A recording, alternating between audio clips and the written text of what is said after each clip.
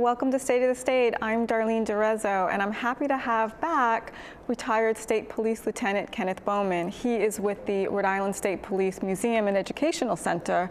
He's here to tell us about plans for the centennial next year, the new exhibits at the museum, and someone special, I should say, visiting the museum on Sunday. Welcome. Thank you. Thank you for having us back again. Yes, you have someone. You're welcome. Oh, yeah. Again, thank you for coming back. You have someone very special visiting the museum on Sunday. Sunday, Santa Claus comes back to the museum like he does every year. So that's open to the public this Sunday from 10 to 2. Okay. We only ask that you consider bringing a toy or some clothing, socks, underwear, and at the end, all those are donated to local charities that don't see some of the bigger charities that are out there during the year. Okay. So it's from 10 to 2, and the public is welcome. 10 to 2 this Sunday, the 15th. Public's welcome. At the museum in Danielson Pike, North Situate. It's out in front of the State Police Headquarters Public Safety Building. Right, and we'll make a note in the show. In the show notes, we'll post that too. So some changes to the museum since you were last here, right? Some of those changes include new exhibits. Correct. Do you have a favorite exhibit? We're very proud of, well, we got two that I'd like to mention. Okay. One is we have a new canine video which gives us the history of the state police canines from the early 30s with bloodhounds up until we move into search and rescue dogs, patrol narcotics, search and rescue. Then most recently the newer type are explosive, accelerant, electronic storage dogs, and our compassion dog. And also we've identified all the men and women over the last 100 years who has handled the dogs and made them part of their family. So it's an interesting video. Usually our search and rescue dogs get the most publicity because of the human element that's involved with it. But the men and women who handle our canines do yeoman's work daily, to keep Rhode Islanders safe. But our search and rescue dogs kind of get the limelight. The state police has been requested our services for search and rescue pretty much all over the world. We've been to Southeast Asia. Wow. We've been to Vietnam. Wow. We've helped out with Katrina. Looking for remains, correct? Remains. Wow. And our canines that went to Vietnam with Sergeant Mazzarella. As a result of the canine searches, Air Force Captain David Phillips' remains were located and returned home to his family. More recently, many of your viewers may remember Ruby, Canine Ruby, with Dan O'Neill. He, after searching and located a lost boy, he was nominated and received an award for a Search Dog of the Year, which later turned into the Netflix movie, Rescued by Ruby, which I think is still on one of the top lists of being viewed. Yep. So that was an amazing story in that the woman that helped adopt Ruby out, right? She worked at the shelter. She worked at the shelter. It was her son that went missing one year, and Ruby found him. Yes. So if you haven't seen the movie, it's a must. I gave it away. It's a must-see movie. It's a great family movie, and anybody who hasn't seen it should see it. So just before they come up to the museum. Yeah, that was a spoiler alert.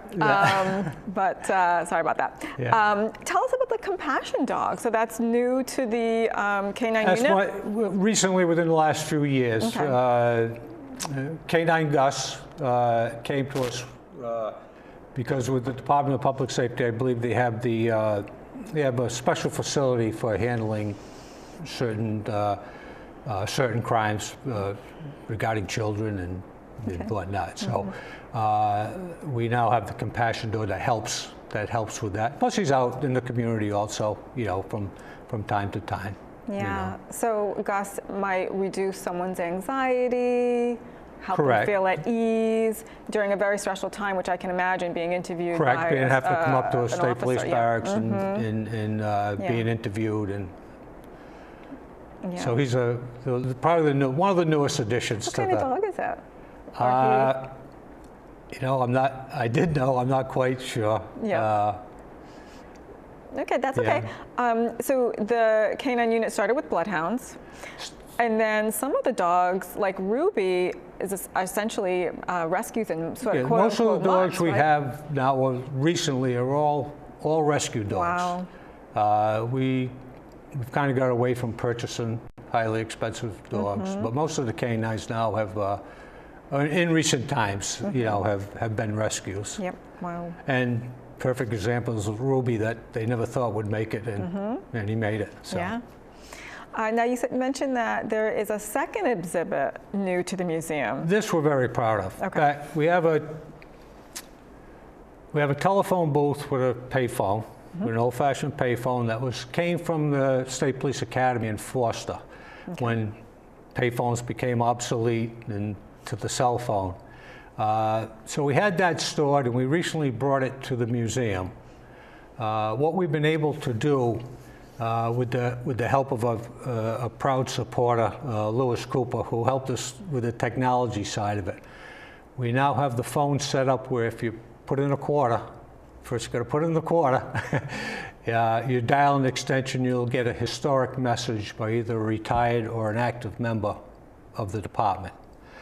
The second feature is you put your quarter in and you dial 2025, and you'll be able to leave a message for Santa at the North Pole. Oh. Right to the North Pole.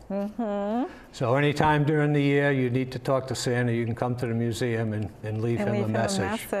Prior to him coming this Sunday to the museum. Very good. Yeah. So there was a time when state police troopers lived in private homes.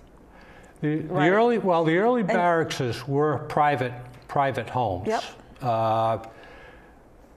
And then we had a series of patrol rooms where, in theory, we would rent the house. The trooper would rent the house. We'd rent a room in the patrol room. So you could be home with your family having dinner, and the trooper would be in the front room doing his paperwork. The private homes were used up until the 1930s, when the brick and mortar buildings that most people know now or see, you know, like in Wickford, Hope Valley, before that.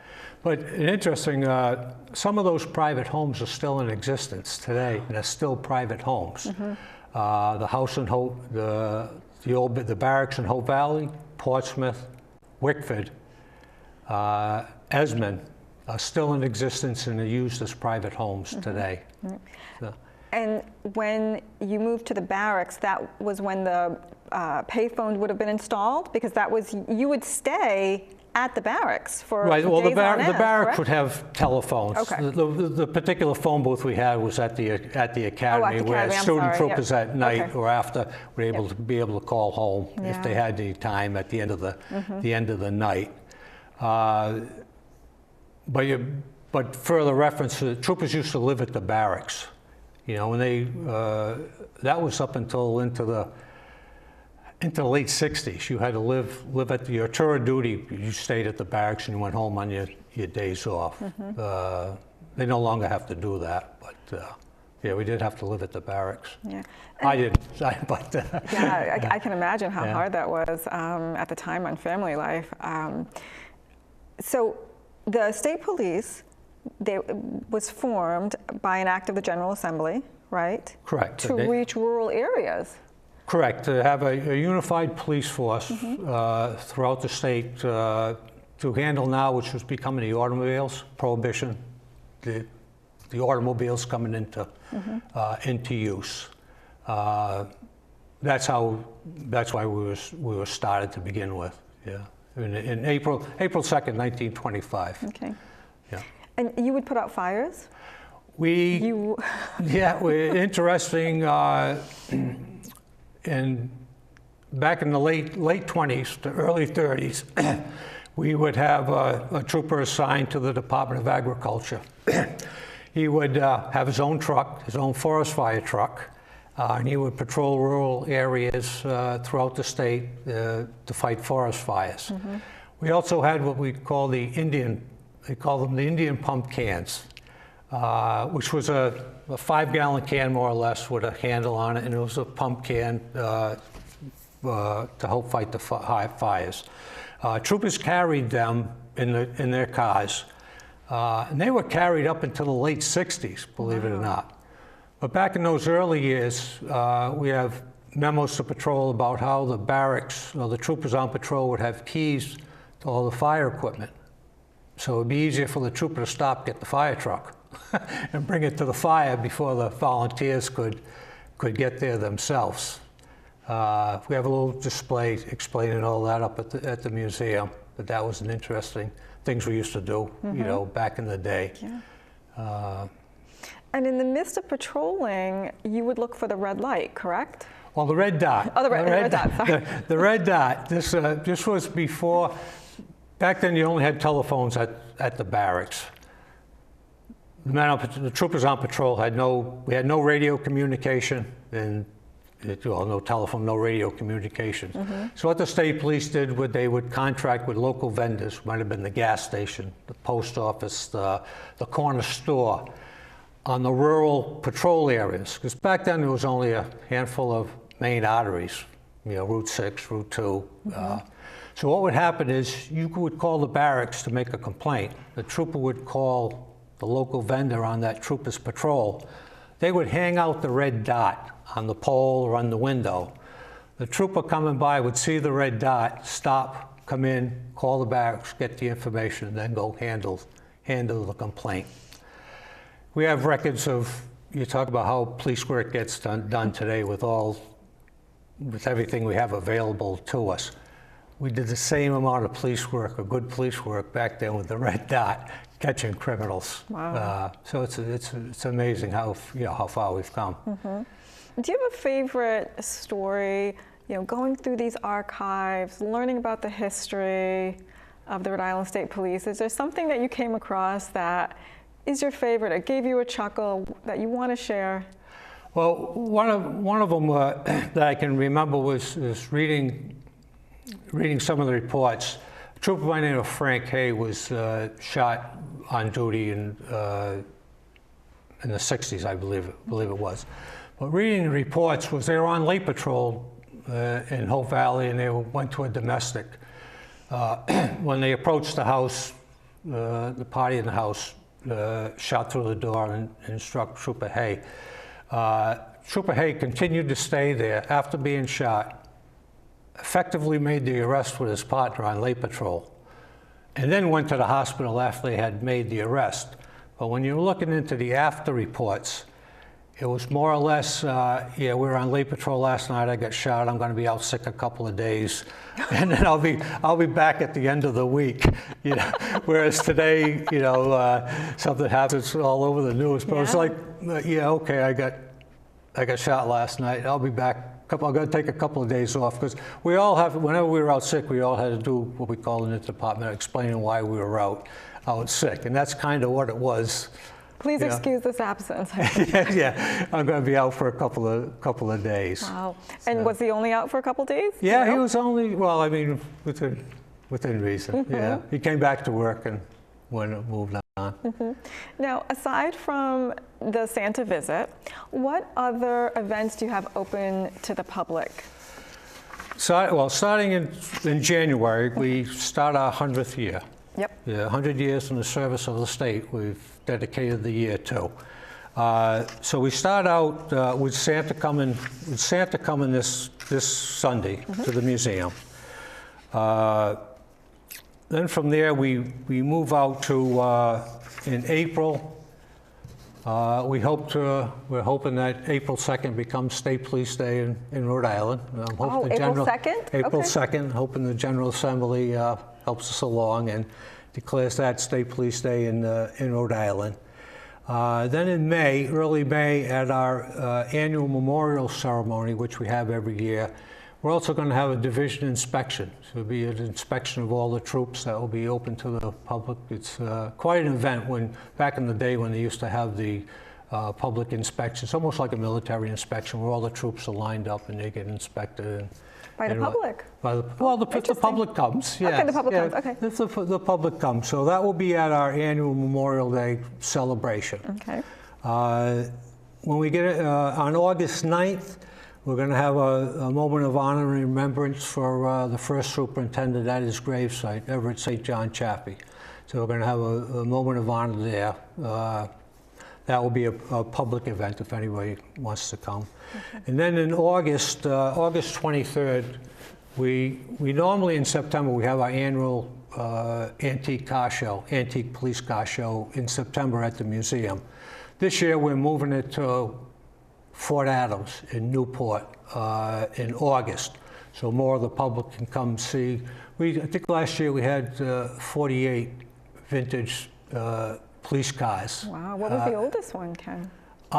They date back to, I think some of them were the 30s. Wow. They're not old like Model A's and stuff, but we had, I think, 48 vehicles up there. So we're going to move that to Newport for the public to see. And then in October, we're going to be co-sponsored with the Hope Library in Scituate. We're going to be doing a night at the museum, I guess based on the movie. I don't have all those facts yet.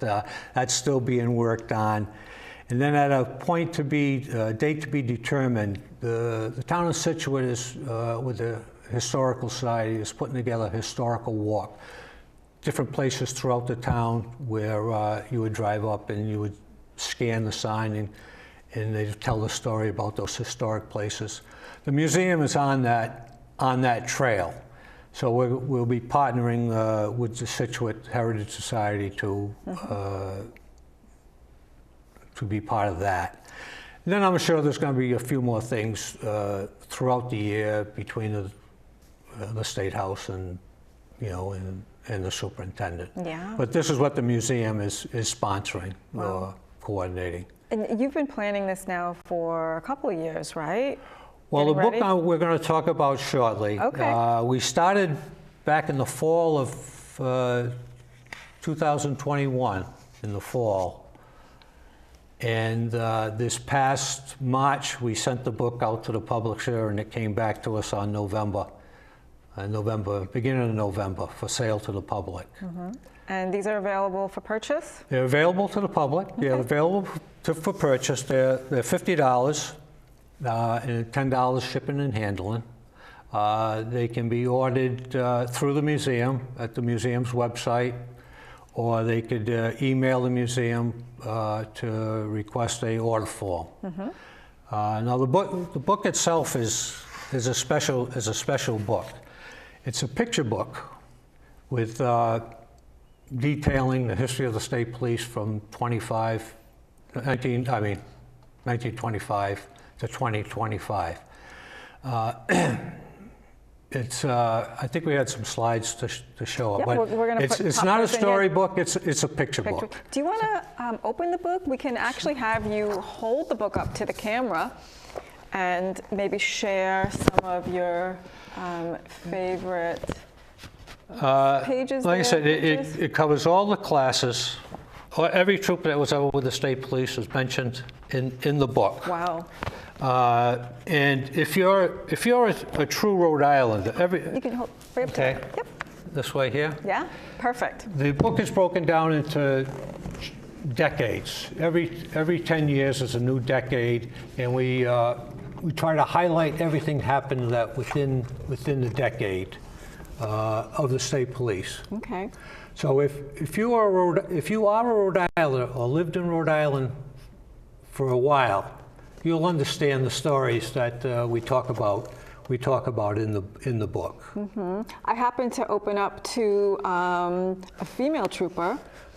This is Linda Bailey was the first female trooper that came through the academy in 1980. Before that, it was all males, except for we had during the war years, the World War II and the post-World War II years, we had 5 women that were social investigators that worked for the state police. Yeah. Belinda was the first female to come through the academy. Ever since then, everybody comes through the academy, male and female. Yeah. Yeah. Tell us about the social investigators.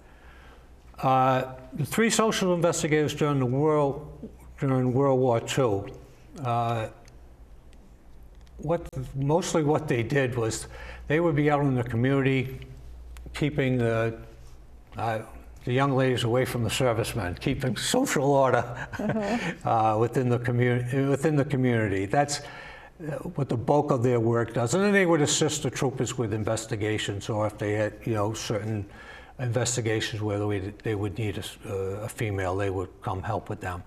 The 2 that were post-World War were mostly at the barracks in the event that we had children or females, or we needed to interview someone, they would help us with that. And then until now, like I said, now everything comes, all of the female troopers were all the same, come through the academy. Okay. So, well, a couple of things about the making of this book. Yeah. It was the book was funded.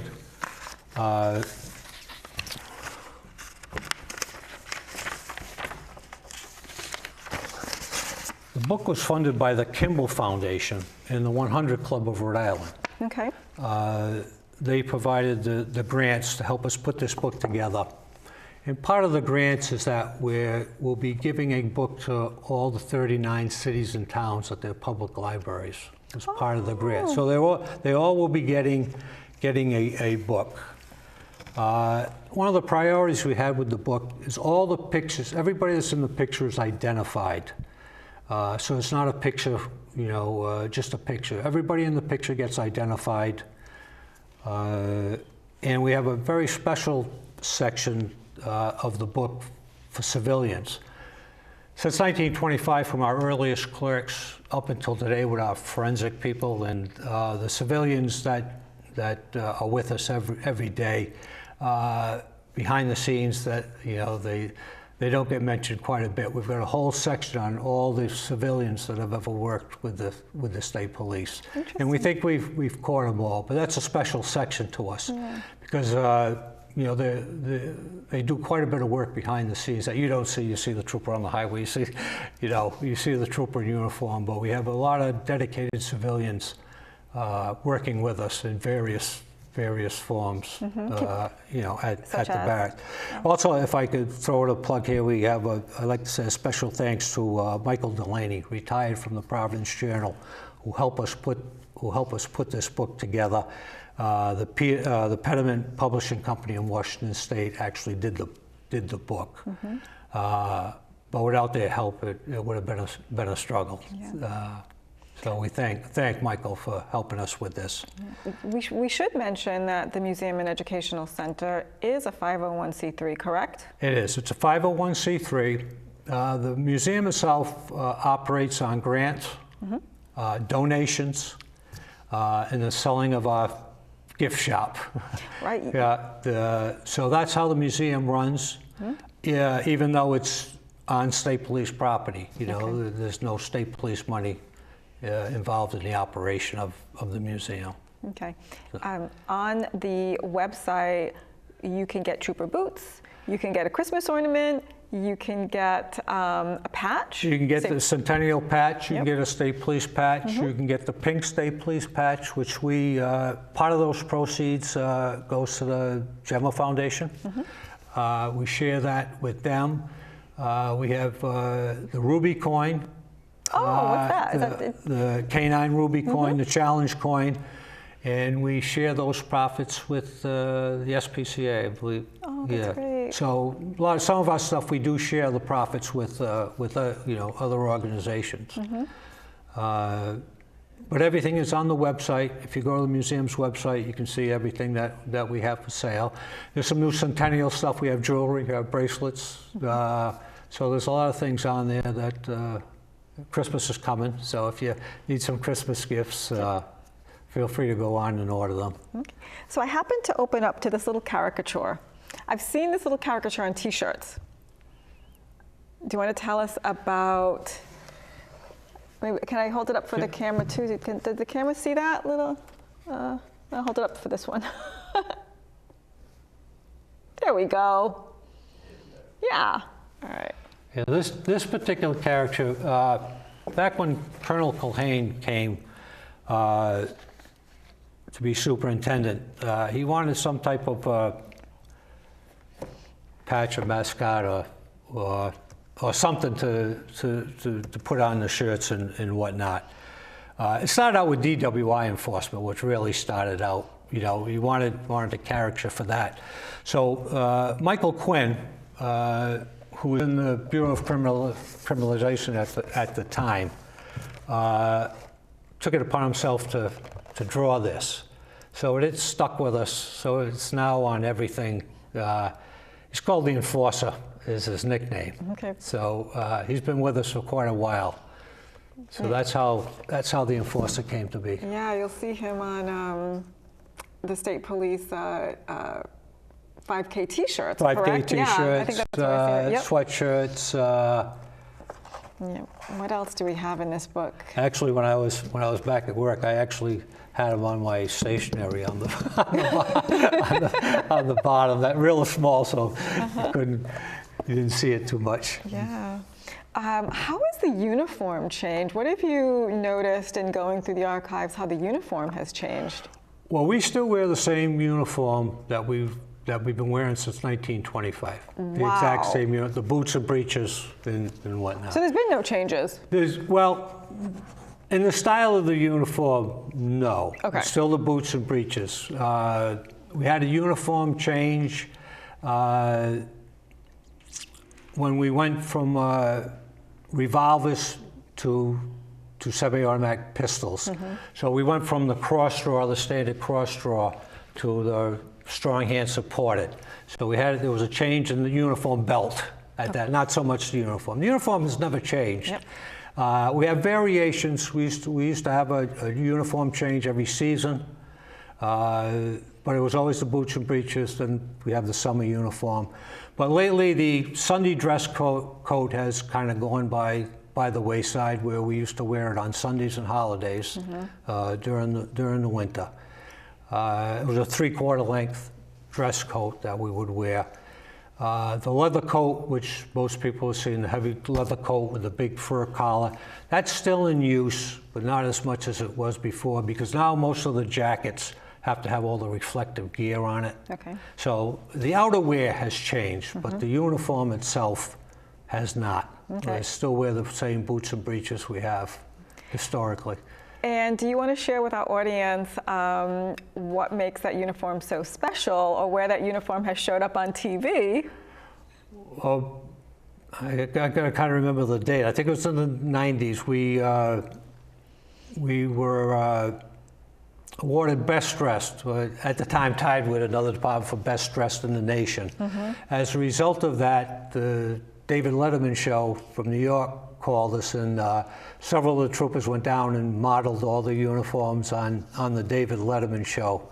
Probably one of the first time the department has ever been on TV other than for investigation, modeled other than for investigations or something that was going on. Yep. Within the state. Okay. So we've had also, again, a couple of times have been recognized as one of the best dressed uniforms in the country. Yep. In service of the state. In the service of the state. Lieutenant Bowman, thank you so much for returning and sharing the very special events that are coming up next year and the centennial. I'm Darlene DeRezzo. Thank you for watching State of the State.